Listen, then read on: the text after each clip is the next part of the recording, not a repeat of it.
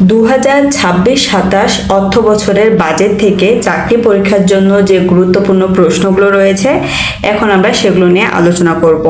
এই বাজেটটি কিন্তু একটি ঘাটতি বাজেট এবং এই বাজেটের শিরোনাম খুবই গুরুত্বপূর্ণ একটা প্রশ্ন, গণতান্ত্রিক, মানবিক ও অন্তর্ভুক্তিমূলক অর্থনীতির অভিযাত্রা।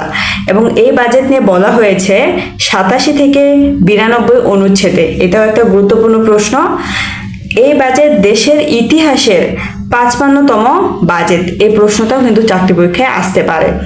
বাজেটের আকার হচ্ছে 9,38,000 কোটি টাকা, মোট জিডিপির 13.7%। দেশের ইতিহাসে এটা কিন্তু সবচেয়ে বড় বাজেট। এই প্রশ্নটা খুবই গুরুত্বপূর্ণ একটা প্রশ্ন, তাই ইসলাম এক দিয়ে রাখতে পারেন।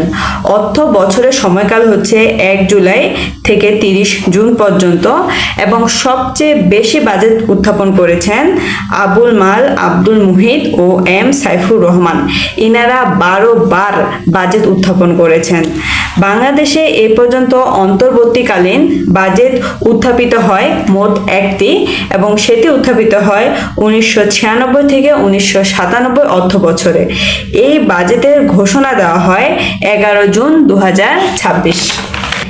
বাজেট পাশ করা হবে 30 জুন 2026। আবার এই বাজেটটা কার্যকর হবে 1 জুলাই 2026।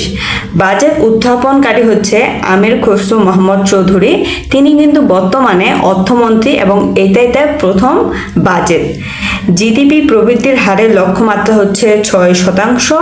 মুদ্রাস্ফীতির হারের লক্ষ্যমাত্রা হচ্ছে 7.5%। জিডিপি প্রবৃদ্ধির হার হচ্ছে 4.14% এবং খুবই গুরুত্বপূর্ণ একটা প্রশ্ন হচ্ছে মাথাপিছু আয়। এই মাথাপিছু আয় হচ্ছে $3020।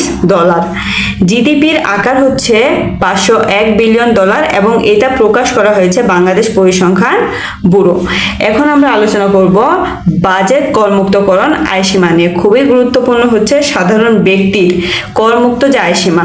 এই সাধারণ ব্যক্তির করমুক্ত আয়সীমা হচ্ছে 3,75,000 টাকা। নারী ও 45 বছরের বেশি এদের হচ্ছে 4,25,000 টাকা। তৃতীয় লিঙ্গ ও প্রতিবন্ধীদের জন্য 5 লাখ টাকা। গ্যাজেটভুক্ত যুদ্ধাহত, মুক্তিযোদ্ধা ও জুলাই যোদ্ধাদের জন্য 5,25,000 টাকা।